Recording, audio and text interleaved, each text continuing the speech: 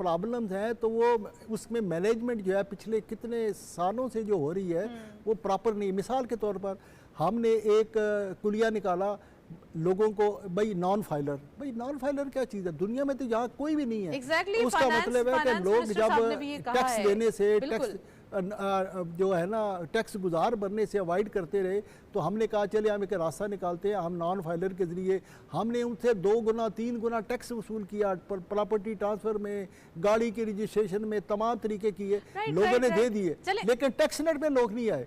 तो ये गलत काम करते रहे हम सारे के सारे। हम ये नॉन फाइलर का जो एक हम कह सकते हैं कि एस्पेक्ट है, इसी को खत्म हो जाना चाहिए। अब तो इस बार एग्जैक्टली हो गया। फाइलर और लेट फाइलर का था, क्योंकि लेट फाइलर पे पेनल्टीज होंगी और वो भी देखा जाएगा। अभी तो खैर थोड़ा सा इसी मंथ ही हुआ है, तो लेट्स सी कि आने वाले दिनों में क्या एफबीआर की तरफ से आते हैं चीज़ें। लेकिन अब तक ये देखा जा रहा है कि इस बार टैक्स बेस बड़ा है और इस बार का जो रेवेन्यू कलेक्शन है फर्स्ट क्वार्टर का, वो गवर्नमेंट के सरप्लस में दिखाई देता है टैक्स के हवाले से। तो इट मीन्स कि हमारे पास जो डायरेक्ट टैक्सेस का एक इन्फ्लुएंशियल वे था वो तो अब एटलीस्ट बढ़ता हुआ दिखाई दे रहा है। तो आने वाले दिन वी आर वेरी होपफुल के बेहतर हों। मैं डॉक्टर चौहान से ही पूछूंगी। डॉक्टर साहब, एक तरफ हमारे पास जो टैक्स डायरेक्टली और इनडायरेक्टली टैक्सेस का इशू था, लेकिन जब गवर्नमेंट के पास जब कोई चारा नहीं बचता तो इनडायरेक्ट टैक्सेस के थ्रू टैक्स कलेक्शन होती है। आपने सही फरमाया कि सैलरीड क्लास जो है वो स्क्वीज हो रही है, लेकिन बिजनेस कम्युनिटी भी तो सुपर टैक्स दे रही है और वो भी चाहते हैं कि अब उनके ऊपर से भी थोड़ा बोझ कम हो और उनको भी थोड़ा सा रिलीफ और साय ऑफ रिलीफ मिले। बिल्कुल बिल्कुल, आपने दुरुस्त फरमाया। हमारा इन्हिसार जो इनडायरेक्ट टैक्सेस पे है वो इस वजह से है कि डायरेक्ट टैक्स कलेक्शन बहुत दिहाइयों से मुनासिब नहीं था, कम था। तो इस वजह से हमने पेट्रोल के ज़रिए या ख़रीद फरोख्त के ज़रिए जी इनके ज़रिए किया। तो इनडायरेक्ट टैक्सेशन आम तौर पे एक गलत चीज़ समझी जाती है माहिरीन मईशत के दरमियान। उसकी वजह यह है कि यह गरीबों के ऊपर ज़्यादा बोझ डालती है, या गरीब तबके पे ज़्यादा बोझ आता है, दरमियाने तबके पे भी। इसलिए डायरेक्ट टैक्सेशन जो कि लोगों की आमदनी के हिसाब से हो या उनकी ख़रीद फरोख्त के हिसाब से हो, ये ज़्यादा मुनासिब होता है। तो जैसे आप देखेंगे टैक्स बेस बढ़ता जाए अगर, तो उस हिसाब से फिर हमारा इन्हिसार इनडायरेक्ट टैक्सेशन पे कम हो सकता है और होना चाहिए भी है। राइट, महंगाई की बात हो रही है और फिर इन्फ्लेशन की आज हमने टॉपिक भी डिस्कस किया है। मैं बख्तावरी साहब आपसे पूछूंगी, फिर उसके बाद मैं गोल्ड के रेट्स भी आज के हमने अपडेट्स देखेंगे।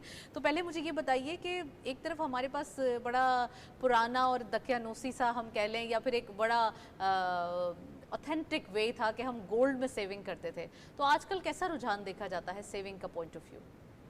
देखिए, दुनिया के अंदर मेरे ख्याल में पाकिस्तान और सब कॉन्टिनेंट के लोग ऐसे हैं कि जहाँ पे गोल्ड लोग सबसे ज़्यादा ख़वातीन का पसंदीदा, जब भी उनके पास कुछ सेविंग होती है तो वो गोल्ड में करते हैं, जो कि नॉन प्रोडक्टिव है। लेकिन इसके साथ बिल्कुल मतलब उसका इकॉनमी पे कोई असर नहीं है ना उसका। तो लेकिन आप देखें उसके साथ साथ दुनिया में जितना भी गोल्ड है, चाइना भी उसका बहुत बड़ा बायर है और उसकी वजह से भी दुनिया में जो सोने गोल्ड की कीमत है वो बड़ी तेज़ी से बढ़ी है। तो ये तो खैर एक इकनॉमिक इंटरनेशनल डायनामिक्स हैं गोल्ड की कीमत के। लेकिन मैं समझता हूँ कि ये जो है ये सेविंग है गोल्ड की, इसको लोगों की इस पे वेस्ट में ये कल्चर नहीं है गोल्ड की ख़वातीन को उनकी उसमें मुदाखलत नहीं होनी चाहिए।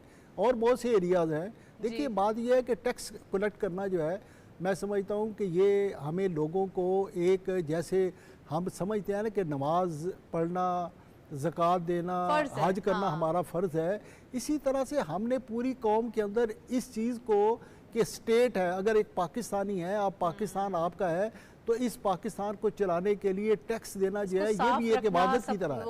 तो ये भी मुल्क की जो जिम्मेदारियाँ हैं वो भी जो मुसलमान होने की जिम्मेदारियों की तरह है, तो इसको हम अलहदा नहीं कर सकते। तो इस तरह से कौमों को बनाया जाता है, कौम के अंदर इन्फ्यूज़ करना चाहिए जो पाकिस्तानियत है, कि लोग अपने मुल्क को, अपनी मुल्क की इकानमी को, अपने सिस्टम को ऑन करें और लोगों को हम इंसेंटिव दें। चलिए सर, अब इकोनॉमी की बात हो रही है, कमोडिटीज़ की बात हो रही है, तो कमोडिटी अपडेट्स देखते चलते हैं कि आज की मार्केट में गोल्ड के, ऑयल के प्राइसेस क्या रहे।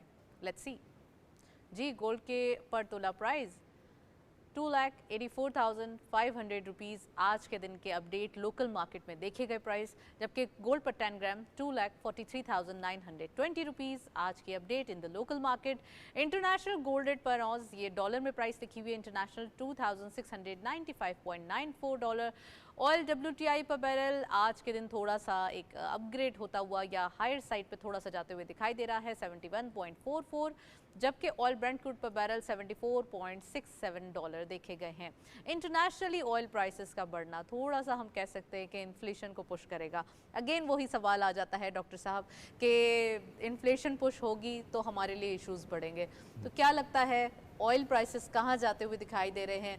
ये क्या सिर्फ एक प्रेसिडेंशियल इलेक्शन का लुक था या फर्दर कोई इसमें डेवलपमेंट हो सकती है?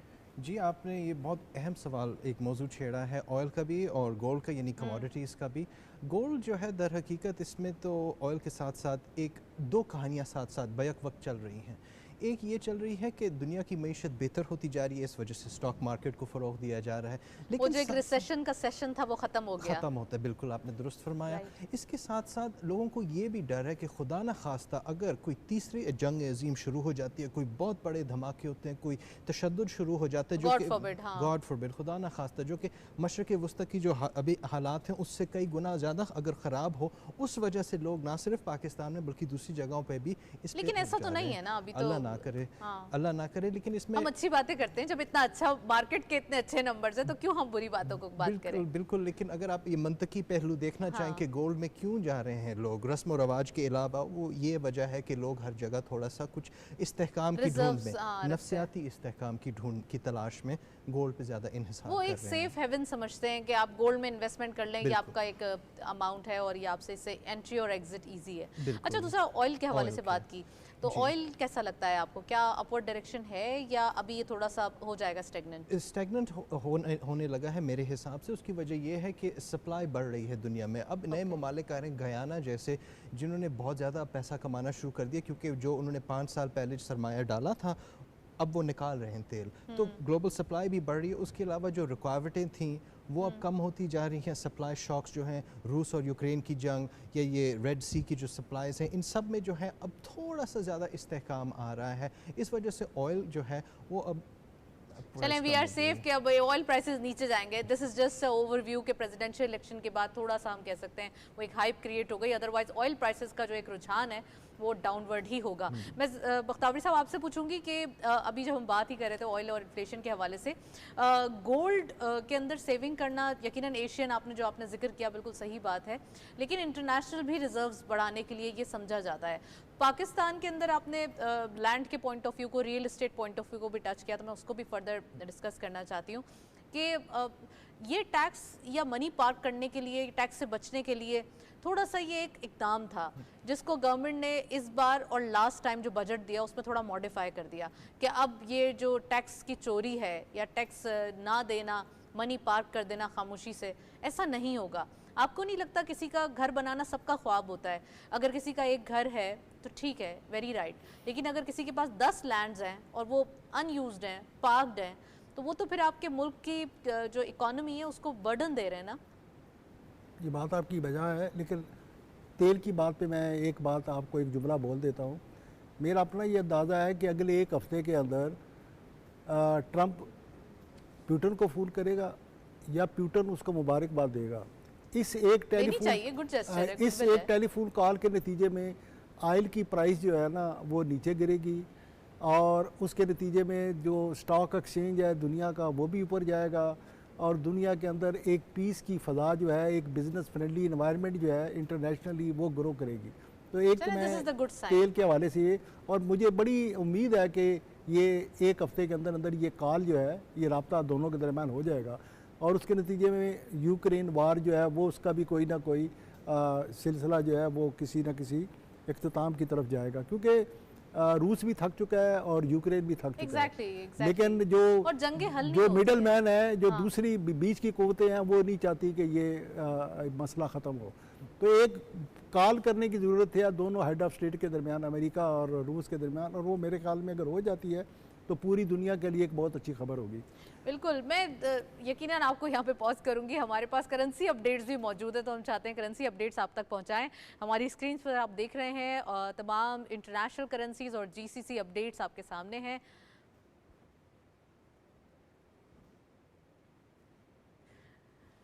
करेंसी अपडेट्स भी देखेंगे और साथ साथ हमारे पास जो ओवरऑल सिचुएशन दिखाई दे रही है करेंसी के पॉइंट ऑफ व्यू को डिस्कस करते हुए, ईवी कार्स का भी एक दौर है। ईवी कार्स की वजह से भी पेट्रोलियम प्राइसेस जो है वो डाउनवर्ड जा सकते हैं।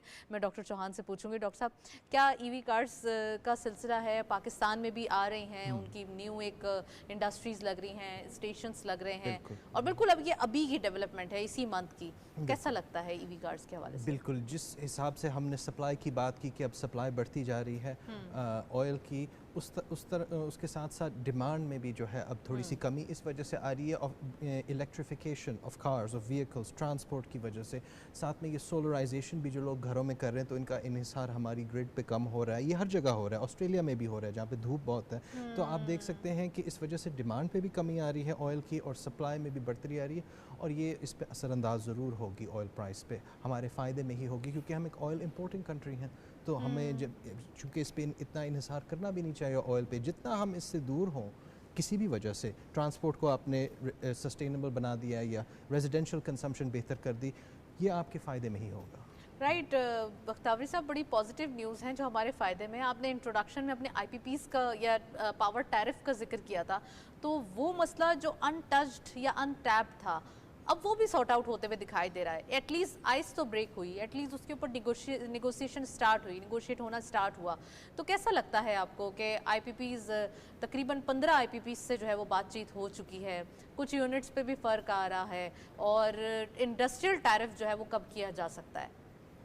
देखिए, ये बड़ी पहली दफ़ा जो बिजनेसमैन थे पाकिस्तान के, उन्होंने इस बात के लिए आवाज़ बुलंद की, और ख़ास तौर पर SM तनवीर साहब जो हमारे UBG के पैटर्न इन चीफ़ हैं, और डॉक्टर गौहर एजाज, मैं समझता हूँ कि ये उन्होंने बहुत बड़ी एक कौमी खिदमत की है, और पहली दफ़ा इस मुल्क के आवाम ने ये समझा है कि बिज़नेसमैन जो है, अगरचे ये बिज़नेसमैन के मफाद में है, लेकिन ये पूरे पाकिस्तानी कौम के हर फर्द के मफाद की बात थी।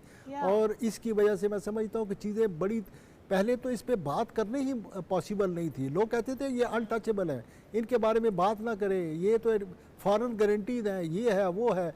लेकिन आपने देखा कि चीज़ें चेंज होनी शुरू हुई, और इसके लिए भी मैं समझता हूँ कि मौजूदा जो हुकूमत है, ये उसका बहुत बड़ा रोल है कि उन्होंने इसमें बड़ा पॉजिटिवली रोल प्ले किया है कि ये जो पावर टैरिफ है ये काम आए, और ख़ास तौर पर जो एडवाइज़र हैं इसमें एनर्जी के, उनका भी बड़ा रोल है।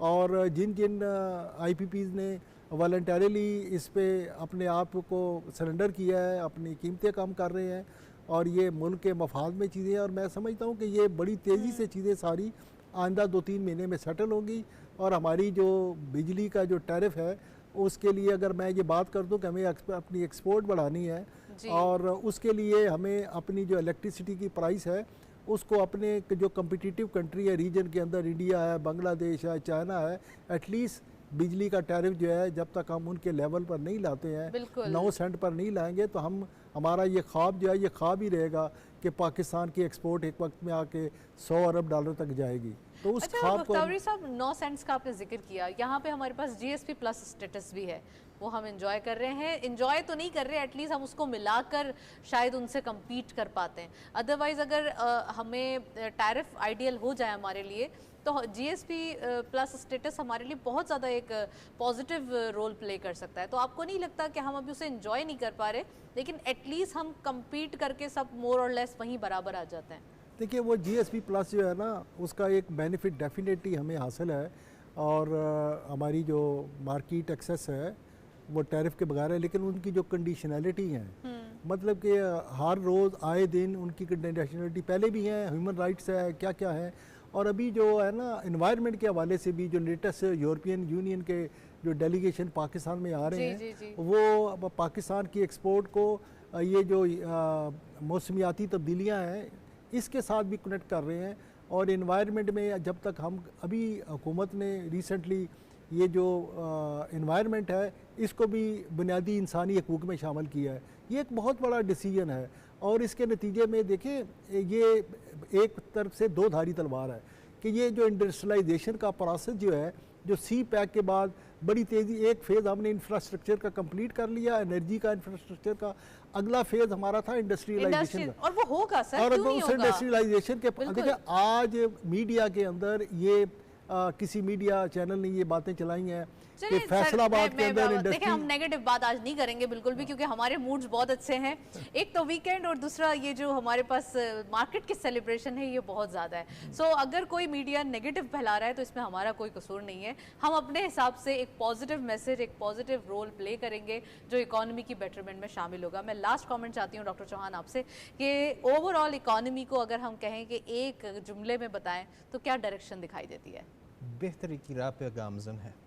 ये अगर आप मुख्तसरन पूछ रही हैं तो बेहतरी की राह पे गामजन है, और उसकी जो आज आप सेलिब्रेशन करना चाह रही हैं दरकार है और दुरुस्त है, और मैं आपके साथ इसमें शरीक हूँ इस सेलिब्रेशन में कि चीज़ें बेहतर होती जा रही हैं और इंशाल्लाह बेहतर होती जाएंगी।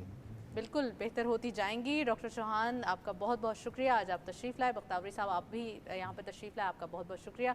आज के दिन हमने डिटेल डिस्कशन की अबाउट इकोनॉमी और अबाउट इन्फ्लेशन, खासकर जो हमारा टॉपिक था। इन्फ्लेशन कम हो रही है, इन्फ्लेशन को कम करने के लिए कोशिशें की जा रही है, गवर्नमेंट की जानिब से मेजर्स लिए जा रहे हैं। स्टेट बैंक ऑफ पाकिस्तान ने स्लोली ग्रेजुअली पॉलिसी रेट को भी कम किया ताकि किसी न किसी तरीके से इन्फ्लेशन को फाइन ट्यून करके नेगेटिव डायरेक्शन में यानी कि डाउनवर्ड डायरेक्शन में ले जाया जाए। साथ साथ जो कोशिशें गवर्नमेंट के मेजर्स के तौर पे की गई उसके पर्क्स आना शुरू हो गए हैं। So we are very hopeful and we are very optimistic कि आने वाले दिन बेहतर होंगे और इकोनॉमी की हम मज़ीद गुड न्यूज़ ऐसे ही सुनते रहेंगे। That's it. इसी नोट पर प्रोग्राम को वाइंड अप करते हैं। इजाज़त दीजिए, अल्लाह हाफ़िज़।